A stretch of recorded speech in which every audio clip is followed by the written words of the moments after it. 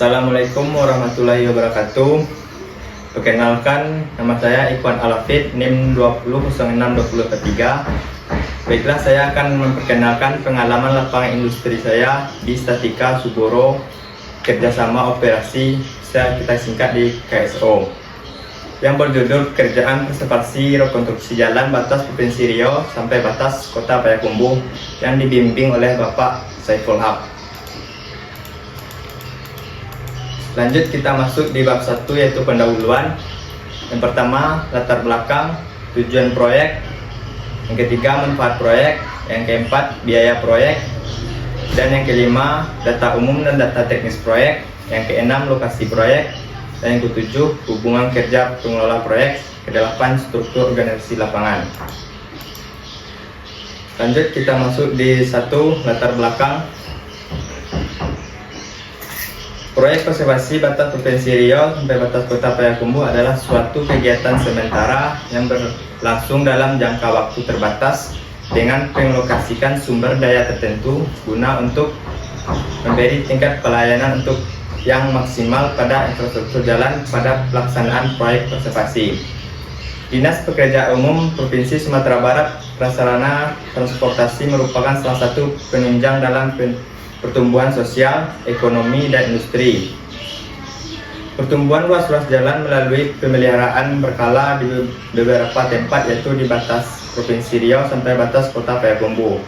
Peraturan Menteri Pekerjaan Umum Nomor 13 PRT M 2011 tentang tata cara pemeliharaan dan perbaikan jalan Pasal 18 2011. Lanjut, kita masuk di nomor 2, yaitu tujuan proyek.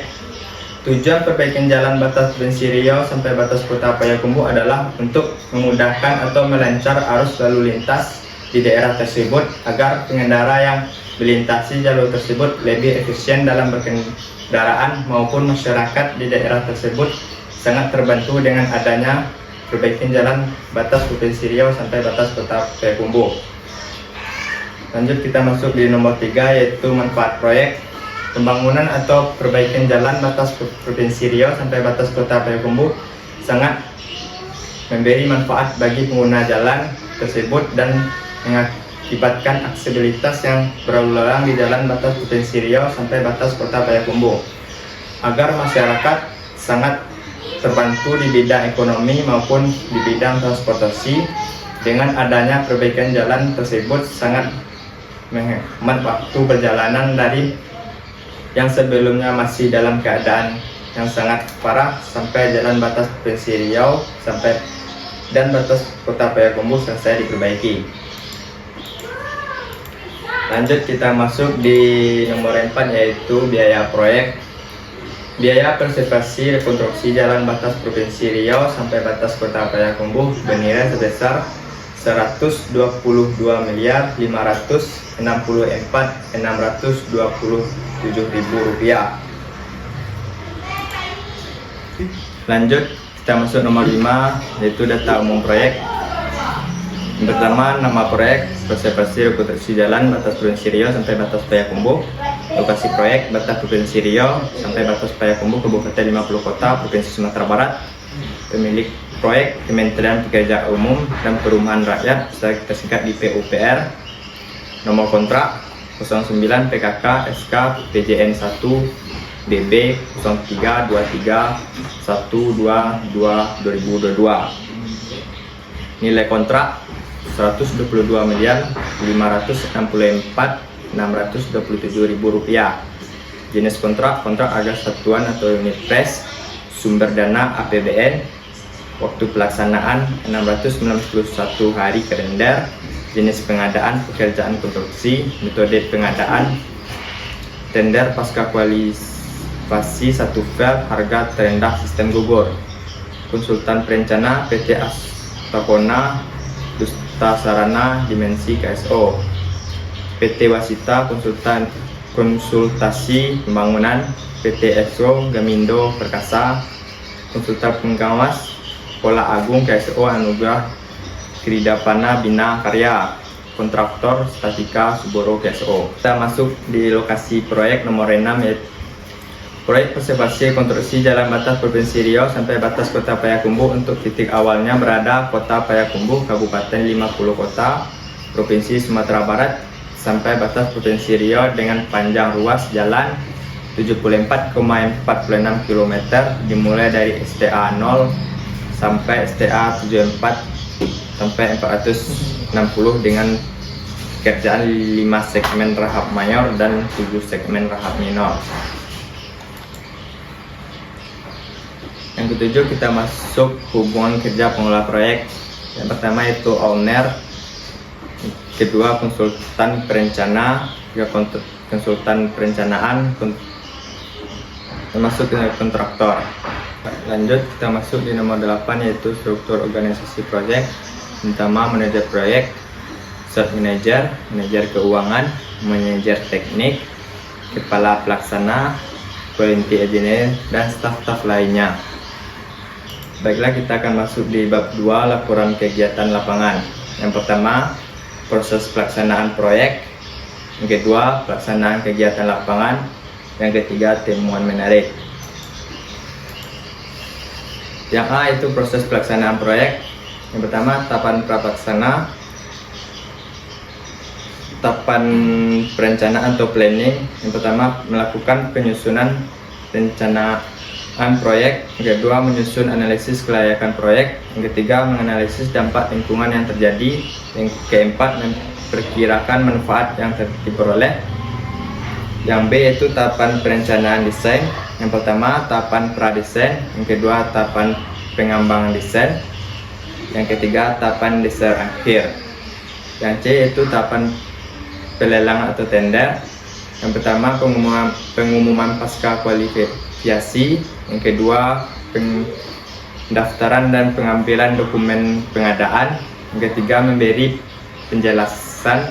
Yang keempat, menyampaikan dokumen penawaran. Yang kelima, pembukaan dokumen penawaran. Lanjut nomor 2 itu tahapan pelaksanaan. Yang A itu pekerjaan persiapan. Yang B pekerjaan lapisan tambahan aspal atau overlay. Yang ketiga, pekerjaan penambalan aspal atau patching aspal. Yang keempat, pekerjaan pekerasan beton semen atau rigid pavement. Yang keenam, pekerjaan bahu jalan. Yang ketujuh, pekerjaan unit. Lanjut, kita masuk tahapan pengawasan. Tahapan pengawasan merupakan proses pengawasan atau pengamatan terhadap proses pelaksanaan kegiatan proyek yang bertujuan untuk meminimalisir adanya kesalahan atau pelanggaran yang terjadi di sebuah proyek tersebut. Bentuk kegiatan pengawasan sebagai berikut. A. Mengikuti petunjuk-petunjuk dan persyaratan yang telah ditentukan dalam dokumen kontrak dan spesifikasi teknis.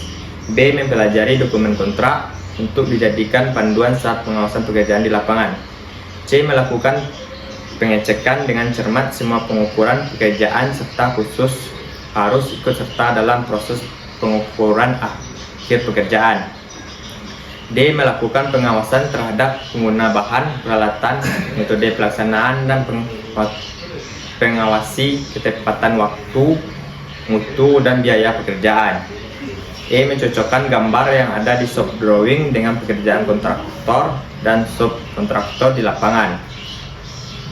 F. Mengambil tindakan perbaikan jika terjadi kesalahan di lapangan. G. Melaksanakan rapat secara berkala. A. Menyusun laporan bulanan tentang kemajuan fisik dan finansial serta menyerahkan kepada pimpinan kegiatan fisik. I. Menyusun justifikasi teknis gambar dan menghitung sehubung dengan usulan perubahan kontrak. I. Memastikan rencana keselamatan kontrak atau jika di RKK berjalan dengan baik di lokasi kerja. K. Melakukan pemeriksaan dan menandatangani dokumen tentang pembayaran bulanan. I. Melakukan pemeriksaan dan menandatangani dokumen tentang pengadilan mutu dan volume pekerjaan. Lanjut, kita masuk di B yaitu pelaksanaan kegiatan lapangan. Yang pertama yaitu orientasi lapangan. Yang kedua, menganalisis item-item pekerjaan proyek. Yang ketiga, mengenal batching plan. Yang keempat, melakukan uji terserap. Yang kelima, melakukan uji tes shotcon. Yang keenam, mengamati proses patching jalan. Dan yang ketujuh, mengamati proses overlay. Ke-8, mengamati proses rigid fragment. Ke-9, mengenal alat berat stone crusher. Yang 10, mengamati proses opnen. Lanjut kita masuk di temuan menarik. Yang pertama itu pekerjaan pengaspalan saat kondisi cuaca hujan. Pekerjaan pengaspalan merupakan salah satu pekerjaan yang tidak bisa dikerjakan dalam kondisi cuaca hujan. Hal ini dikarenakan hasil pengaspalan tidak akan maksimal sehingga mengakibatkan aspal akan mudah terkelupas dan pecah dalam waktu yang tidak terlalu lama. Tapi pekerjaan pengaspalan tetap bisa dilakukan hanya untuk kondisi darurat. Dari yang kita lihat, pekerjaan pengaspalan tetap dilaksanakan apabila aspal hot mix sudah dimasukkan ke dalam bak aspal finisher. Saat proses pengaspalan, aspal hot mix yang diangkat oleh truk dituangkan ke dalam bak aspal finisher. Aspal yang telah dituangkan ke dalam bak aspal finisher tetap harus dipadatkan walaupun dalam keadaan kondisi hujan. Lanjut temuan menarik saya yang kedua, yaitu analisis suhu aspal hot mix sebelum dihamparkan. Pekerjaan pengaspalan merupakan pekerjaan yang harus sesuai dengan aturan dan spesifikasi yang teknis. Salah satu spesifikasi pengaspalan dalam penghamparan aspal hot mix adalah aturan mengenai suhu. Suhu merupakan salah satu faktor yang paling berpengaruh terhadap kualitas pekerjaan aspal. Salah satu dampak yang terjadi apabila suhu tidak sesuai dengan spesifikasi saat penghamparan adalah ikatan antar agregat dengan aspal tidak akan maksimal sehingga bisa mengakibatkan aspal cepat sekali rusak. Lanjut yaitu temuan menarik yang ketiga, analisis perhitungan aspal hot mix. Campuran aspal panas hot mix adalah campuran agregat halus dengan agregat kasar dengan pengisian filler dengan bahan pengikat aspal dalam kondisi suhu panas tinggi dengan komposisi yang diteliti dan diatur oleh spesifikasi teknis. Aspal hot mix diproduksi di AMP dan kemudian dibawa menggunakan dump truck ke lokasi pekerjaan pengaspalan. Sebelum itu, dump truck ditimbang berat kosongnya ditimbang yang bernama truk skol, kemudian truk diisi dengan aspal hot mix yang diproduksi menggunakan AMP. Lanjut kita masuk di bab 3 yaitu penutup. Yang pertama itu kesimpulan. Setelah mengikuti kegiatan pengalaman lapangan industri atau PLI pada proyek preservasi rekonstruksi jalan batas Provinsi Riau sampai batas Kota Payakumbuh serta pembahasan yang telah dijelaskan di bab sebelumnya, saya dapat menyimpulkan bahwa yang pertama, proses pra-pelaksana proyek terdiri atas studi kelayakan, tahapan penjelasan, tahapan perencanaan dan proses tender. Yang kedua, tahapan pelaksanaan merupakan tahapan yang merealisasikan pekerjaan yang telah dirincikan atau yang ada dalam kontrak. Yang ketiga, pada proyek preservasi rekonstruksi jalan batas Provinsi Riau sampai batas Payakumbuh, item pekerjaan yang dilaksanakan adalah pekerjaan persiapan, pekerjaan patching plan atau jalan, pekerjaan lapisan tambahan overlay, pekerjaan perkerasan kaku atau rigid fragment, pekerjaan bahu jalan beton FC15 dan pekerjaan saluran UD. Yang kedua, kita masuk ke saran. Setelah melakukan kegiatan praktek lapangan industri PLI, saya memiliki beberapa saran akan kegiatan ini, yaitu yang pertama, pada saat melaksanakan pekerjaan di area proyek, ada beberapa pekerja yang tidak menggunakan peralatan safety. Seharusnya semua pekerja harus menggunakan peralatan safety agar tidak terjadi kecelakaan kerja. Yang kedua, pelaksanaan pekerjaan yang dilakukan pada proyek preservasi rekonstruksi jalan batas Provinsi Riau sampai batas Kota Payakumbuh sudah sangat baik karena kontraktor selalu melaksanakan pekerjaan sesuai dengan ketentuan proyek. Baiklah, sampai disitulah presentasi atau pengenalan lapangan industri saya. Kalau ada kata-kata saya yang salah atau yang kurang baik, saya mohon maaf.